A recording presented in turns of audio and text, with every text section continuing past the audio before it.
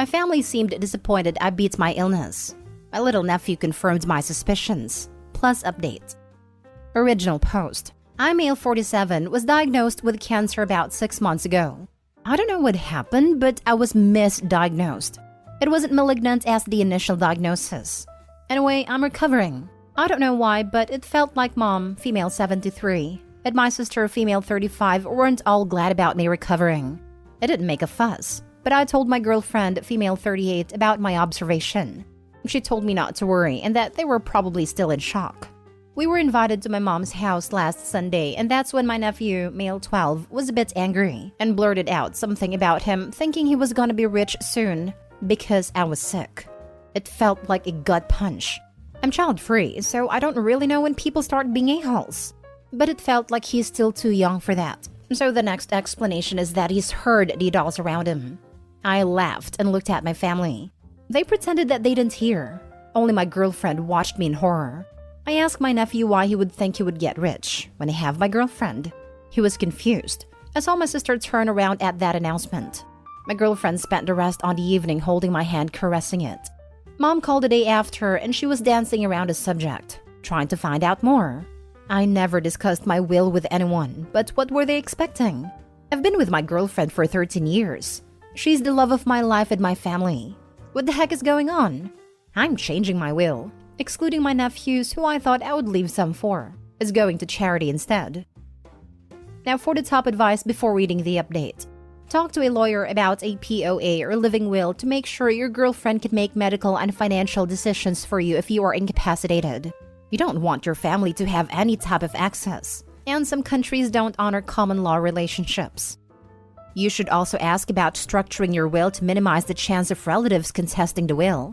That may mean leaving a small amount to each family member, or it may be that you only need to specify that they have deliberately been excluded, but that is advice you should get from an attorney. Truthfully, the best defense is to marry his girlfriend. In my state, it means she would inherit even in an intestate situation. Pretty sure this was the whole point of marriage, not the religious aspect, not the love aspect. It's for estate management and tax breaks. Married people make kids which grow into more working citizens. Back to OP scenario, I'd marry that woman in a heartbeat. When money's involved, it's only when you know the level of people's greed. It's good you know. Just a shame it's people who should be close. I've seen it loads, and it never ceases to amaze me. I know these things happen. I just never expected them happening to me. When you change your will, intentionally leave $1 for each relative that might expect something financial from it. If God forbid something happens to you, having an intentionally small amount left to those specified people will limit how much they can drag your girlfriend to court to contest it, which would be the last thing she would have the energy to deal with while mourning the love of her life. This is so awful. Your mother should have been devastated at the thought of losing you, not planning a luxury vacation. In your place, I'd consider marrying your girlfriend just to make everything completely incontestable. Screw them. Yeah, we never cared about marriage before, but now I freaking do. Do it in secret/elope and keep her maiden name. That way, if you do pass before the others, it'll be a nice surprise for them too. And now for the update. So this blew up. I wasn't expecting that, and I can't thank you enough. The message is loud and clear. Marry your girlfriend. In my defense, neither of us have ever thought about it. We're happy and we've always seen each other as each other's family. Unfortunately, that's probably not how the world sees us, and it's sad. About the will. I'm guessing the majority of you are from the US, but where I come from, as long as I don't have children, nobody can really contest a will. My mom would be the only person who could contest, and it wouldn't work since only children's inheritance right is protected by law and can't be willed away. I spent all night yesterday reading your comments with my girlfriend sleeping beside me. She woke up around 3 a.m. and smiled at me. God, I love her beautiful face. And I just blurted out, "Will you marry me?" She smiled even more and said yes, and then snuggled up in my arms. I was in heaven. In the morning, she asked me, "Did you propose last night?" with the biggest smile on her face, and I said yes. She said, "Finally," with a twinkle in her eye, and then she kissed me. She then told me that she was here when I felt ready to talk about my nephew. I don't have any social media, but my girlfriend does, and she shared that we're engaged. Mom called me 2 hours later to ask if it was a joke. She asked, "Why now?" And I didn't hold back. I told her that for the past 10 years or so, I've been treated as a cash cow for my sister and her family. Always expected to pay. And only the most expensive things. My sister even insinuated that her oldest son, male 14, is expecting a Porsche when he turns 18. And instead of acknowledging my generosity, they were disappointed that I didn't die. Mom started crying at this, swearing that it was all in my head. They're all so grateful and happy that I'm fine, but that I shouldn't forget that they're my real family. My girlfriend is still young and she could move on with her life should the worst happen, but that they'll always be my family. Mom said girlfriend also has a career of her own and is childless, so she isn't in need. I might add that neither is my sister and her family. I told Mom, well, my girlfriend always been my family, and now she's becoming my family on paper too. Mom started crying again and asked me if I'm planning to disinherit the boys now because of a stupid comment made by a child.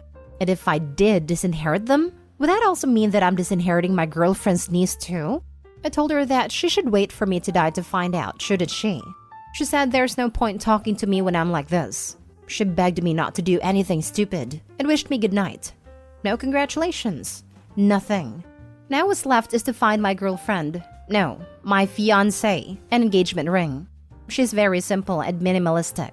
She wants something small and simple. Her only request is that I choose it.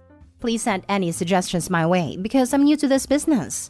I will put some photos of what I've found so far on my page since the sub doesn't allow sharing images. Tell me your opinion and give me your best rings. Damn, this got long. Sorry guys. Edit, not gonna make another update. Thanks again for all the congratulations. It felt good to get the support. And thank you for all the suggestions about engagement rings. Since neither of us like attention, especially my fiancé, what a beautiful thing to call her. We're eloping. She was very happy when she suggested that and found out I wanted the same. Instead, when I'm fully recovered, we're taking a long vacation to the Maldives or Mexico. Right now, I don't wish for anything else. Because of a stupid comment made by a child, kids always tell the truth in my experience. So, she can put that fact up her butt. Adults lie, kids don't. She said there's no point talking to me when I'm like this. She begged me not to do anything stupid and wished me goodnight. Disinherit them all. They deserve nothing. Your mother has no empathy, and she's extremely entitled. Make sure your will cannot be contested. Make sure they got nothing. Money reveals people's true character, as they say. He should will them each $1. $1 each. That way, they absolutely know he thought it through, didn't forget anyone, and gave them what they deserved. They weren't forgotten and have no grounds on which to contest. Congrats, OP. On everything. Be happy. I came here to read a first post only to find this update. Congratulations for your health, for your engagement. Unique center stones are a big thing these days. Not sure if she's into traditional diamonds. They have salt and pepper ones. Or non-traditional, her birthstone. I'm positive whatever you get her will be stunning and make her happy, as what's most important to her was the question asked. Your family sounds like a variation of mine. I'm not well off, so mine would just be upset I lived. In saying that, I'm really sorry. You sound like a good person despite your family. I'd also leave them guessing till I was dead. Humans are awful, and I'm so happy you found one who loves you the way you deserve. The standard issued ones are broken. I'm sending your heart a warm squeeze. My family's the same way. Hope you live long, happy, and successful more than them all put together. Be happy, healthy, and successful. Hope life treats you kinder ahead and you're surrounded by the loveliest people who enter your life going forward. Wow, my family sucks. But even they would pretend to be happy that I recovered. What a painful thing to realize. I hope Opie and his fiancé will be very happy for a very long time. Once I got the all-clear sign from my doctor, my mom made a mom-sized hole in my door, and has rarely been seen since. My first thought was she barged in to hug you. Now I'm sad. Now for the last story. I, 30 male, broke up with my girlfriend, 33 female, of 4 years. She asked me to stay involved in the life of her son, 6 male, because I'm like a father to him, but I don't want to be involved anymore. My girlfriend and I were together for 4 years, and when we got together, her son was 2 years old. I accepted him as part of my girlfriend, and was involved in his life up until now. The father wasn't around, so we have a pretty strong bond with each other, and we had fun together. I was somewhat of a father figure for him. In the last year of the relationship with my girlfriend, everything went downhill relationship-wise for me. I wasn't happy anymore and wasn't getting the fulfillment I desired from the relationship. My girlfriend always had something else to prioritize over me, whether that was her friends or her hobbies. I'm not talking about her son because I understand that. Despite efforts to resolve this, it didn't work out for me. I felt guilty for wanting to end a relationship, but I was still unhappy and realized that I had to make the selfish decision of breaking up to find my own happiness. I tried so hard to make it work, but if it isn't going to work, I'm going to accept that. I by no means hate my ex. We just had different expectations from our relationship. The breakup was really hard on my ex.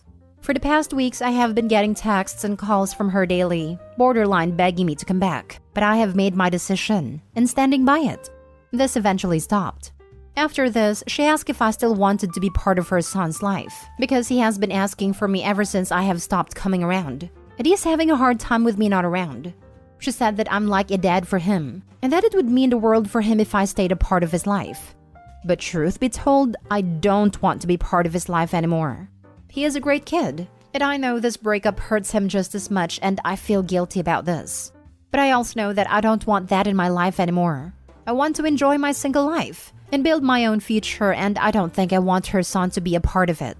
I definitely won't be dating women with kids anymore in the future to avoid painful situations like these. I definitely know what I want, but I am now just stuck on how to give my ex and her son closure. Should I meet up with them one last time so she has closure, or should I just let things fade out and let him forget me over time? Now for the advice. Mom of 3 here. Don't meet up. Don't stay in the kid's life. There have been posts on here recently of people in similar situations. Guys who have stayed in the kid's life, and lo and behold, they get a new girlfriend who isn't a fan of that, and it causes big problems in the relationship because the new romantic partner ends up taking a backseat to the needs of an ex-girlfriend's child who is no relation. You know you want to move on, get married someday, and have kids of your own. Don't do anything to jeopardize that. Leave the past in the past. Yes. Also, the child is only 6 years old. It feels like a big deal right now, and I know it's hurtful and a little traumatic, but continuing the relationship with a child will only increase the risk of trauma later on, both for him and for OP and OP's potential future family. I feel like 6 is old enough to get some trauma, unfortunately. But that's not OP's fault. It's no one's fault. It just is what it is, unfortunately. I've been a single mom for 4 years. This thread makes me never want to date again. My poor babies. Single father here. I think dating is okay, but it's how you present your partner to your kid, especially before getting married. If the kid sees them occasionally and you don't show any affection to the partner around a kid, then it's not so big of a deal, I think. They could just be a random friend or relative that lives far away. I think things get really tricky once you want to act like you are a couple around the kids. I would personally only start showing that once I'm engaged or nearly engaged, because that is the point when it's really real, and is much less likely to be a temporary situation. Oh, this is hard. I suspect meeting up with him one last time is going to do more harm than good to him. At 6 is still really too young to understand what's truly going on here and what that means for the future, namely that you won't be around anymore. What I would do is tell your ex, firmly but kindly, that while you have truly loved the time you spent with her son, you will not be staying in his life as a father figure, and that your decision is final in this respect. And that you want to do what she thinks is best to give him closure, but you don't want to cause him any more confusion or pain. Then let her decide what to do from there. My guess is that she'll seize contact at that point. If she does decide to do one last meetup, make sure she is clear on the fact that this will be the last one, and has prepared her son for that as best as she can. Staying in his life as a father figure isn't fair on him. She will have other partners, and Opie's not his dad. It's sad that the relationship has broken down, but it's worse to have a variety of people who are maybe in your life, maybe not. A childhood friend of mine was raised by a single mom. Well, I say single, but in reality, she had a string of boyfriends who would move in and play dad for a while, until she broke it off. From what I was told, these men weren't exactly top-shelf guys. By the time we finished school, he'd had 7 fathers, not including his biological father, who he never knew. He said by the time the 4th one showed up, he had his emotional walls fully up, and could not bear to be attached to yet another guy who would be gone soon. It's so important for kids that single parents don't inflict a series of short-term relationships on their kids. Yep, This sounds exactly right.